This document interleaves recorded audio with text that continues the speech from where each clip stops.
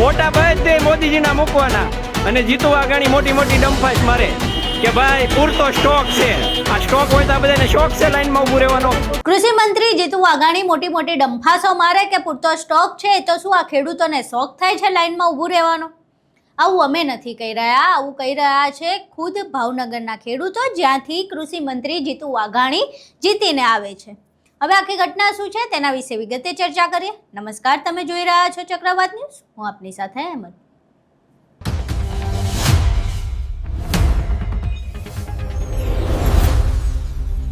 ભાવનગરના પાલીતાણામાંથી એક વિડીયો સામે આવ્યો છે, જેમાં ખેડૂતોની લાંબી એવી લાઈન જોવા મળી રહી છે. ખેડૂતોનું કહેવું છે કે સવારના 7 વાગ્યાથી લાઈનમાં ઊભા રહીએ તોય માંડ દિવસ જતા ખાતરની 3 થેલીઓ હાથમાં આવે છે.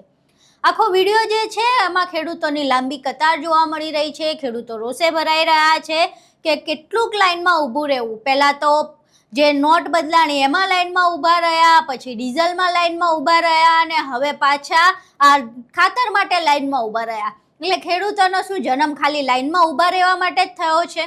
પહેલા આખો એ વિડીયો જોઈએ. હા, આપણે ખાતરનો સરદાર ડેપો છે ત્યાં ઊભા છીએ અને આ બધા સવારના લાઈનમાં ક્યારના ઊભા કાકા? સવારના 7 વાગ્યાના લાઈનમાં ઊભા છે. ખાતર ડીએપી ખાતર લેવા હાટું લાઈનમાં બધા ઊભા છે અને આખા ગામમાં એક જ ગાડી આવી છે અને એટલે જો આ બધા હેરાન થાય છે. જોઈ લો, જો આ બધા હેરાન થાય છે.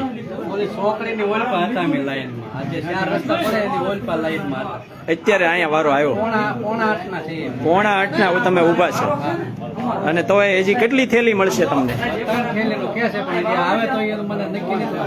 3 થેલી તો આપશે જ ને, કે આપે છે એટલે આપશે જ.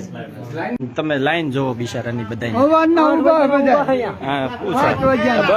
લાઈનમાં ઊભા જો લાઈનમાં છે, કોઈ નથી આપતા હો વચ્ચે, પણ એને આપતા નથી. તમ તારે ચિંતા કરો માં.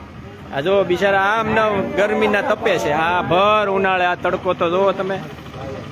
અને આ તમે જો આ બધે મોદીજીના ફોટા મારી દીધા, પણ મોદીજી ખાતર તો આપો. લાઈનમાં જ ઊભા રાખવાના છે. પેલા ડીઝલની લાઈનોમાં ઊભા રહેવાનું, પછી ખાતરની લાઈનોમાં ઊભા રહેવાનું. એટલે હવે આ બટન દબાવતી વખતે ધ્યાન રાખજો હો બધાય, નકર લાઈનોમાં જ ઊભું રહેવું પડશે. આ ગેસમાં લાઈનમાં હાચી વાત છે, નોટબંધી વખતે નોટની લાઈનમાં, બસ નકરી લાઈનોમાં જ ઊભું રહેવાનું જોવો તમે. અને ખેડૂતો દર વખતે હેરાન થાય હો. ફોટો પાછો મોદીજીનો જો તમે મૂક્યો એ મસ્ત. હા, ફોટા બધે મોદીજીના મૂકવાના અને જીતુ વાઘાણી મોટી મોટી ડંફાસ મારે કે ભાઈ પૂરતો સ્ટોક છે. આ સ્ટોક હોય તો આ બધાને શોખ છે લાઈનમાં ઊભું રહેવાનો? શોખ હોય આ બધાને લાઈનમાં ઊભો રહેવાનો? અહીંયા પૂરું આપતા નથી એટલે તો લાઈનમાં ઊભું રહેવું પડે છે. અહીં તમે આખો વિડીયો જોયો. હવે આ જે વિડીયો છે એ સીધો જ કૃષિ મંત્રી જીતુ વાઘાણીના ગાલ ઉપર વાગતો એક તમાચો છે.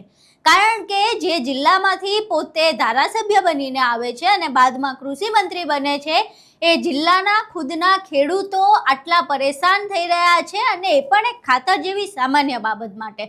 જો ખાતરનો પૂરતો સ્ટોક છે તો પછી ખેડૂતોને આટલી લાંબી લાઈનોમાં શા માટે ઊભું રહેવું પડે છે? તેનો જવાબ ખેડૂતો તમારી પાસે માંગી રહ્યા છે. હવે જીતુ વાઘાણી ભાવનગર ક્યારે જાય છે અને ક્યારે આ ખેડૂતોને જવાબ આપશે અને ક્યારે ફરી તેમને લાઈનમાં નહીં ઊભું રહેવું પડે એવી સાંત્વના આપશે, એ તો જોવું રહ્યું. જો કે આ તો ખાલી વાતો છે. ખેડૂતો માટે કોઈ નેતાઓ કોઈ દિવસ આવી રીતે જતા નથી, અને એમાંય ચૂંટાઈ ગયા પછી તો સાવ નથી જતા. એટલે હવે ખેડૂતો આવી રીતે લાઈનમાં ઊભા વિડીયો બનાવે, પોતાનો ઉકળાટ કાઢે અને વિડીયોમાં જીતુ વાઘાણીને પ્રશ્ન કરે.